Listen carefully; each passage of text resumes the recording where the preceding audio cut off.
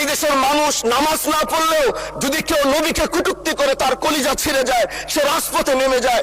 আমি বলবো যারা নবীকে কটূক্তি করে, নবীর নামে গালিগালাজ করে, এদের মৃত্যুদণ্ড, এই আইনটাও যেন বাংলাদেশের এই সংসদ থেকে পাশ করা হয়। আমরা আমাদের নবীকে সবচেয়ে বেশি ভালোবাসি, যিনি আখিরি নবী, যাকে বলা হয়েছে ওয়ামা আরসালনাকা ইল্লা রাহমাতাল লিল আলামিন।